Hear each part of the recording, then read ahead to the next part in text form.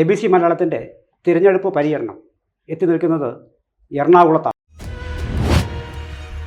എറണാകുളം മണ്ഡലം ലത്തീൻ കത്തോലിക്കർക്ക് തീറെഴുതിയിട്ടുള്ള മണ്ഡലമാണ്. പൊതുവെ ആ തീറെഴുതിയതിന് വിഘാതമായി ആകെ സംഭവിച്ചിരിക്കുന്ന 1987 MK സാനു ജയിച്ചത് മാത്രമാണ്. എറണാകുളം നിയമസഭാ മണ്ഡലത്തിൽ നിന്ന് ലത്തീൻ കത്തോലിക്കനല്ലാത്ത എന്ന് പറഞ്ഞാൽ പോരാ, ക്രിസ്ത്യാനി അല്ലാത്ത ഒരേ ഒരാളെ ജയിച്ചിട്ടുള്ളൂ ഇതുവരെയുള്ള ചരിത്രത്തിൽ. അത് MK സാനു സ്വതന്ത്രനായിട്ട് മത്സരിച്ച. പിന്നെ ഒരു സ്വതന്ത്രനും കൂടി വന്നു, പക്ഷെ അത് സെബാസ്റ്റ്യൻ പോളാണ് സ്വതന്ത്രനായിട്ട് നിന്ന് ജയിക്കുന്നതും ഒക്കെ. ഇത് AL ജേക്കബ് ഒരു കാലത്ത് AL ജേക്കബിൻ്റെ ഒരു കുത്തക മണ്ഡലം എന്ന് പറയാം. 6 തവണ AL ജേക്കബ് ഇവിടുന്ന് ജയിച്ചിട്ടുണ്ട്, മന്ത്രിയായിട്ടുണ്ട്. പക്ഷേ AL ജേക്കബിന് സാധാരണഗതിയിൽ ഇപ്പോൾ ഈഡന്റെ മരണശേഷം ഈഡന്റെ മകൻ ഹൈബി ഒക്കെ വരുന്നത് പോലെ AL ജേക്കബിന് മകൻ ഉണ്ടായിരുന്നു, ലിനോ. പക്ഷെ ലിനോ രാഷ്ട്രീയത്തിൽ അങ്ങനെ ക്ലച്ച് പിടിച്ചില്ല. അദ്ദേഹത്തിന്റെ രാഷ്ട്രീയം കോർപ്പറേഷനിൽ അങ്ങ് ഒതുങ്ങി പോവുകയാണ് ചെയ്തത്. അത് അദ്ദേഹത്തിന്റെ തന്നെ സവിശേഷമായ പ്രത്യേകതകൾ കൊണ്ട് കൂടിയാണ് എന്ന് വേണം പറയാൻ. AL ജേക്കബിന് ശേഷം ആ സമുദായത്തിൽ ഈ അലക്സാണ്ടർ പറമ്പിത്തറ മാഷ് എന്ന ഈ മണ്ഡലത്തിലൊക്കെ അറിയപ്പെട്ടിരുന്ന ആള്. അദ്ദേഹം ശരിക്കും ഒരു ടവറിങ് ആയ ഒരാളായിരുന്നു. പക്ഷെ പറമ്പിത്തറ മാഷിന് 1967 ഭൂരിപക്ഷം 297 വോട്ട് മാത്രമാണ് എന്നും കാണാം. ഏറ്റവും വലിയ ഭൂരിപക്ഷം ഇവിടെ കിട്ടിയിരിക്കുന്നത് ഹൈബി ഈഡനാണ്. 2011 തെരഞ്ഞെടുപ്പിൽ 32,437 വോട്ട് എന്ന് പറഞ്ഞാല് മറ്റേ ജോർജ് ഈഡന്റെ മരണമൊക്കെ കഴിഞ്ഞിട്ട് ഭയങ്കരമായ ഒരു അനുകൂല തരംഗം അങ്ങനെ വീശി അടിച്ചിട്ടാണ് അങ്ങനെ വരുന്നത്. അല്ലെങ്കിൽ ഇവിടെ പൊതുവെ ഈ 5000, 10,000, 5000-നും ഒക്കെ ഇടയ്ക്ക് ഭൂരിപക്ഷത്തിൽ നിൽക്കുന്നതാണ് കോൺഗ്രസിന്. KV തോമസിന് 11,844 വോട്ട് 2001 ഭൂരിപക്ഷം കിട്ടിയതാണ് അതിൻ്റെ അകത്തുള്ള ഒരു വ്യത്യാസമായിട്ട് വരുന്നത്. ഈ ഹൈബിയുടെ പിന്നീട് 21,949 2016 കിട്ടിയിട്ടുണ്ട്. ഹൈബിയുടെ MP ആയിട്ട് പോകുമ്പോൾ ഇവിടെ ഉപതെരഞ്ഞെടുപ്പ് വന്നിട്ട് അതിന് പകരം TJ വിനോദ് വരികയും ഉപതെരഞ്ഞെടുപ്പിൽ ജയിക്കുന്നു. 3,750 വോട്ട്. അത് 2019 2021 വീണ്ടും TJ വിനോദ് വരുന്നു. അപ്പോൾ TJ വിനോദിന് വലിയ മാറ്റം എറണാകുളത്ത് ഉണ്ടാകാൻ സാധ്യത കാണുന്നില്ല. മറ്റേ എറണാകുളത്ത് ഒരുപക്ഷെ അനിൽകുമാർ CPM ഒരുപക്ഷെ അനിൽകുമാർ തന്നെ വരാം. അഥവാ കളമശ്ശേരിയിൽ നിന്ന് മാറണമെന്നുണ്ടെങ്കിൽ P രാജീവന് ഒരു കൈ നോക്കാവുന്ന സ്ഥലമാണ് എറണാകുളം. പക്ഷെ ജീവനിൽ പല ആളുകൾക്കും ഭയം ഉണ്ടാവും, കൊതിയൊക്കെ ഉണ്ടാവുമല്ലോ. അപ്പൊ അതുകൊണ്ട് അങ്ങനെ ഒരു മാറ്റം. കളമശ്ശേരിയിൽ ഇപ്പോ മുസ്ലിം ലീഗ് അല്ലേ, മുസ്ലിം ലീഗ് കളമശ്ശേരിയില് കോൺഗ്രസിന്റെ സ്ഥാനാർത്ഥിയായിട്ട് ഒരു വെച്ചുമാറ്റം വരുന്നുണ്ട്. ഇവിടുത്തെ DCC പ്രസിഡന്റ് ഇല്ലേ, നമ്മുടെ സതീശന്റെ നോമിനി ആയിട്ടുള്ള ഷിയാസ്. അപ്പൊ കളമശ്ശേരിയിൽ അദ്ദേഹം വരാൻ സാധ്യതയുണ്ട് എന്നൊക്കെയുള്ള ചർച്ചകളൊക്കെ അണിയറയിൽ നടക്കുന്നുണ്ട്. മലപ്പുറം ഈ ലീഗിന്റെ വലിയ സ്വാധീന മണ്ഡലവും അതുകൊണ്ട് ഈ BJPക്ക് കഷ്ടിച്ച് 5%-നും 6%-നും ഇടയ്ക്ക് മാത്രം വോട്ട് ശതമാനം വരുന്നൊരു സ്ഥലമാണല്ലോ. ഈ മലപ്പുറത്തിനേക്കാൾ കഷ്ടമാണ് ഈ എറണാകുളം ആ കാര്യത്തില്. കാരണം മലപ്പുറത്ത് BJPക്ക് കിട്ടിയതിനേക്കാൾ കുറവാണ് എറണാകുളം ജില്ലയിൽ BJPക്ക് കിട്ടുന്ന വോട്ട്. ഒരു ബാലിക കയറാൻ മല തന്നെ ആയിട്ടാണ് എറണാകുളം നിലകൊള്ളുന്നത്. ഇവിടെയൊക്കെ പല ആളുകളെയൊക്കെ ഇപ്പൊ P സുബ്രഹ്മണ്യം പൂറ്റിയെ, T ചന്ദ്രശേഖര മേനോനെ ഇല്ലേ, AM തോമസ്, ഇങ്ങനെ പല ആളുകളൊക്കെ ഇട്ട് പലതരത്തിലൊക്കെ പരീക്ഷണങ്ങളും ഒക്കെ നടന്നിട്ടുള്ളതാണ്. പക്ഷെ ഈ ലത്തീൻ കത്തോലിക്ക കോട്ടാന്തളലിക്ക് മാത്രമല്ല, ഈ തവണ മേയർ മിനിമോള് പറഞ്ഞില്ലേ, സഭ പറഞ്ഞിട്ടാണ് ഞാൻ മേയറായത് എന്ന് പരസ്യമായിട്ട് തന്നെ പറയാൻ തയ്യാറായി. അപ്പം അതുകൊണ്ട് പലതരത്തിലും ആളുകൾ പല പാർട്ടികളിലും ജാതിയും മതവും ഒക്കെ ആരോപിക്കുമല്ലോ. ജാതി മത വർഗീയ ഫാഷിസ്റ്റ് കക്ഷിയാണ് BJP എന്നൊക്കെ ആരോപിക്കുമല്ലോ. അങ്ങനെ ആരോപിക്കുമ്പോൾ നമുക്ക് എതിർത്ത് കാട്ടാവുന്ന ഒരു മാതൃക ലത്തീൻ കത്തോലിക്ക മണ്ഡലമാണ് എറണാകുളം. അതിൻ്റെ അകത്ത് വലിയ മാറ്റമൊന്നും ഉണ്ടാകാൻ സാധ്യത ഇത്തവണയും കാണുന്നു. 2019 2024 ലോക്സഭയിലെ കണക്കുകളിലേക്ക് വന്നാൽ എറണാകുളം നിയമസഭാ മണ്ഡലത്തിൽ 2019 UDF ലഭിച്ചത് 55.4 അതായത് 61,920 വോട്ടുകൾ UDF ലഭിച്ചു. LDF വളരെ കുറവാണ്, 27.5 ലഭിച്ചത്, അതായത് 30,742. NDAക്ക് ലഭിച്ചത് 15.9 17,769 വോട്ടുകൾ. ഇനി 2024 വരുമ്പോൾ 2 തവണയും ഹൈ ബീഡനായിരുന്നു. 55 എന്നുള്ളത് 56.3 ആയിട്ട് വർദ്ധിച്ചു. UDF 57,962 വോട്ടുകൾ. LDF 20.3 ആയിട്ട് പിന്നെ വീണ്ടും കുറയുകയാണ് ചെയ്യുന്നത്, 20,893 വോട്ട്. അതേസമയം NDAക്ക് 15.9 എന്നുള്ളത് 17.8 ആയിട്ട് മാറി, 18,320. ഇതാണ് അവിടുത്തെ എറണാകുളം നിയമസഭാ മണ്ഡലത്തിൽ ലഭിച്ച 19, 24 ലോക്സഭയിലെ കണക്കുകൾ.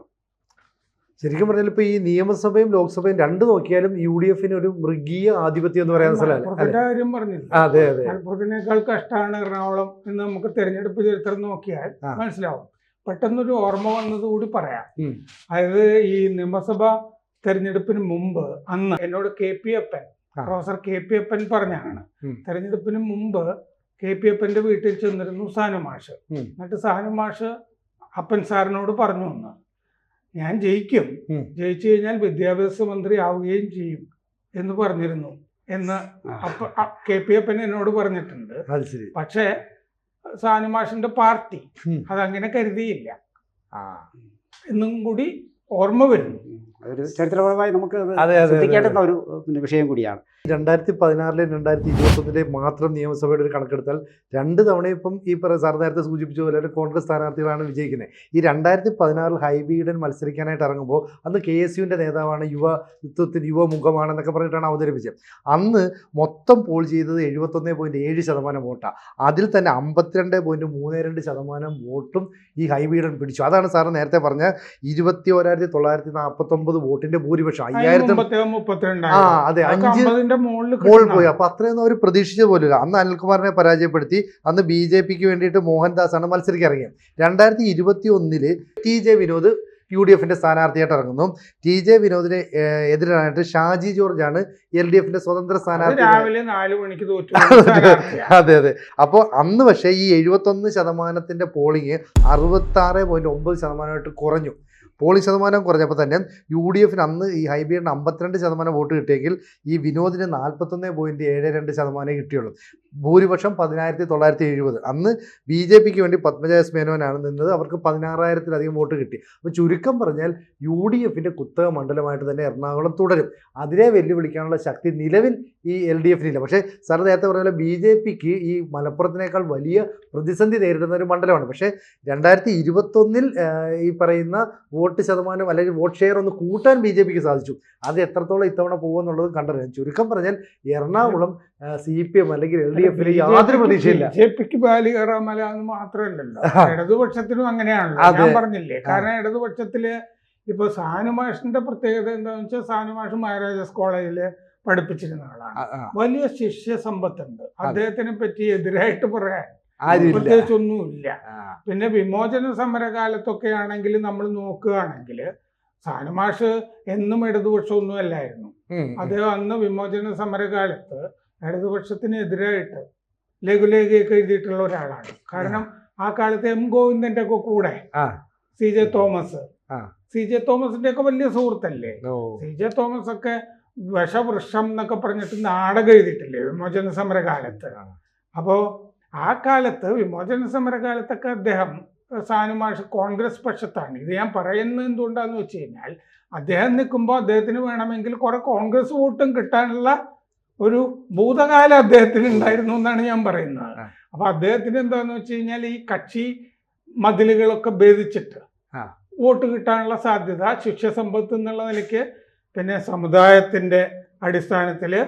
അതല്ലാതെ തന്നെ അദ്ദേഹത്തിന് കോൺഗ്രസ് വോട്ടുകളൊക്കെ കിട്ടാനുള്ള സാധ്യത കൊണ്ടാണ് ആ അപ്രതീക്ഷിതമായ ഒരു വിജയം അദ്ദേഹത്തിന് അന്ന് സാധിക്കുന്നത്. സാനുമാഷ് ജയിച്ചിട്ട് നിയമസഭയിലൊക്കെ വരുമ്പോൾ നിയമസഭ റിപ്പോർട്ട് ചെയ്യുന്നൊക്കെ ഉണ്ട്. പക്ഷേ സാനുമാഷിന് നിർഭാഗ്യം എന്ന് പറയട്ടെ, നല്ല പ്രസംഗകനല്ലേ അദ്ദേഹം. അതെ അതെ.